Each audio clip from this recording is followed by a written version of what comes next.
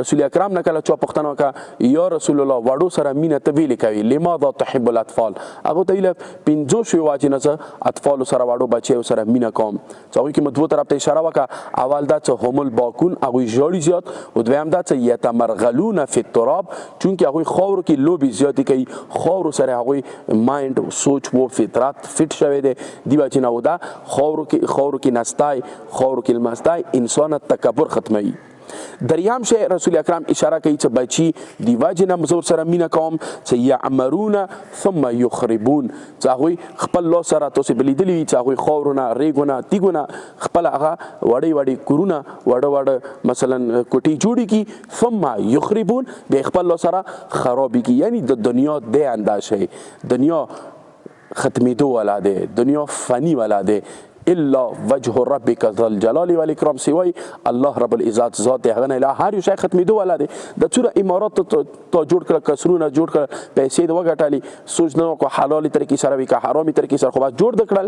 نه دغه خرابېږي واورېجې باندې دا امام علی علیه السلام ته بله ورځې چې ته مخیل دا روایت بیان کړی و چې امام علی علیه السلام کله جنګي صفین نه واپس راغلل قبرستان باندې ورته ویله هغه خونې چې تاسې تعمیر یې کړي وې ځانونه مو ورباندې ستړي کړي وه محنتونه مو کړي وي خونې مو جوړې کړي فقط څوک نه دغه اوس نور ورکې څو ته ساکن پذیر شوي دي او نور خلک دې ورکې اوسېږي لهذا دغه خونې ثم یخربون رسول ډېر ښکلې اشاره وکړله چې هغه بچي بیا دوباره ده خرپوي دا دنیا دې انداسې ختمېدو والا دنیا داسې دی وروره که چیرې ته اوسې دنیا پسې ویرغللې دنیا تا ته پشت ښیي تا نه تښتي او که چیرې تا دنیا ترکه کړله همدا دنیا بیا تا پسې درسي په مثال د سیوره دی امام یو ځای کې مثال کوي داسې دی لکه سیوره لکه ته خپلې سیورې سایې پسې کله څې چوره ته اوسې چې هغه تا نه مخته چي خو همدا سیوره دی که چیرې پرېږدخلله تا نه مخ تاو کړل نه روان شولې همدا سیوره تا پسې درسي لہذا څلورم شي طرف ته رسول اکرم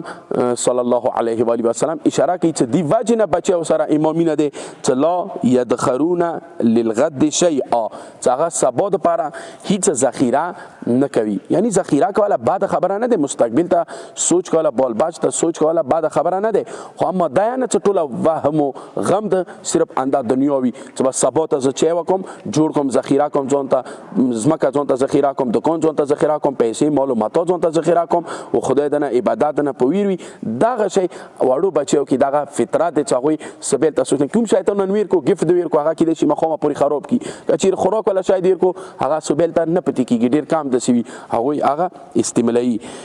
نو پنځم شی چې هغه رسول اکرم اخیری طرف ته اشاره کوي چې بچیو کې دا عادت مخواق دی یتحاسبون بغیر حق دین چې هغوی حساب کې معاملات څه څه کوي هغوی کې کینه نه وي بغض ورکې نه وي ته لیدلی د بچي اوس که چیرې تا بچي باندې ګزار وکړلو هغه تا څخه خفه شو مغه بچی نیمه ګنټه بعد بیا تا ته رسي بیا تا سکینی هغه بالکل ذهن کې کینه نه وي لکه څومره جوانانو د یو مو تاسو زړو کې کینه وي چې شل کاله بعد یا یوه خبره ما ته زړه کې ستو دا بدترین عادت دی بدترین عادت ځینو خلکو کې چې هغوی مثلا که چیرې د یوه انسان لغړې شي یوه انسان کوتهي یوه انسان عیب غلطۍ ګناه که چیرې تا ولیدله ته بیا ځان سره نوٹ کی ویلی دی پاره که مستقبل کې ما سره مثلا په جنگ شو مستقبل کې ما ته مقابلې کې راووتو زه هغه عیب ورته وښیم دا ډېر د مشرق کې چې شته پوینټونه نقاط هغه حفظ کوي او بیا هغه باندې فټ کول لپاره کوي رسول اکرم تهذیب الاسلام کې یو حدیث ما پړاو کو چې حضرت فرمایش کوي چې کوم کس چې د بل مؤمن عیبونه بل مؤمن مثلا کوتاهیان هغه ځان سره وساتلی دی پاره چې زه مستقبل کې دغه زری سره هغه وشرموم ما په خدای باندې قسم دی رسول اکرم دی یایي چې اوره پورې په دنیا نه هغه کس نه ځي څو پورې چې په خپله دغې ګناه کې مبتلا نه وي شوی الله اکبر څومره غوټه جمله رسول اکرم ادا کړي دی یعنی که چیرې تا اراده وي مؤمن عزت آبرو ریزي دپاره نو یاد وساته کوم ګناه ته تا اراده کړي دی شرمولو لپاره مغې ګناه کې به ته خپله مبتلا کېږي لہذا لکه بیان مو کو چې دغه کوم صفتونه دي د اطفالو دا د اطفالو نه دي داسې وایه دا موعظه د موته دپاره دا په کار د موته کیا پیدا شي چې موږ ته حساب چا څه وکړو په کار د بغیر د کینې وکړو په کار د موته نستی خاورو باندې وي په کار د موته فطرت کې ژړا زیاتوي لہذا دا صفاتونه بچیو ته ذکر کړي دي جوانان په کار دی دا اپناو کی حضرت فرمایش کی احب الصبیان